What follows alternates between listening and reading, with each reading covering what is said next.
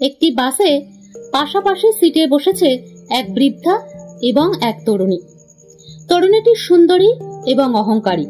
তার হাতে একটি ব্যাগ। ব্যাগটি সিটের পাশে রাখতে গিয়ে সে দৃষ্টিকটুভাবে বৃদ্ধাকে ধাক্কা মারল। বৃদ্ধা কোনো অভিযোগ করলেন না। তিনি আগের মতোই চুপচাপ বসে রইলেন।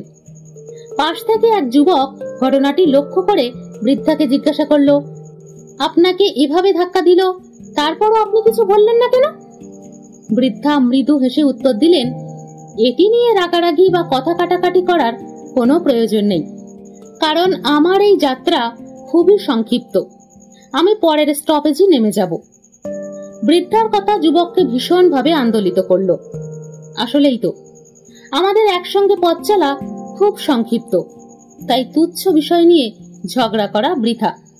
আমাদের সবার বোঝা উচিত যে এই পৃথিবীতে আমাদের সময় খুবই সীমিত। রাগ, ক্ষোভ, হিংসা, বিদ্বেষ, অপমান এগুলো নিয়ে সময় নষ্ট করাটা তাই নিরর্থক। কেউ আপনার হৃদয় ভেঙেছে? শান্ত থাকুন, যাত্রা খুবই সংক্ষিপ্ত। কেউ আপনাকে অপমান করেছে? উপেক্ষা করুন, যাত্রা খুবই সংক্ষিপ্ত।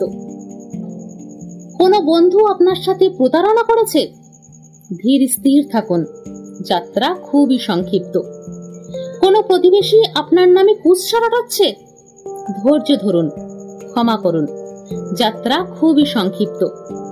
আমরা কেউ জানি না এই যাত্রা কতক্ষণ চলবে, কখনই বা থামবে।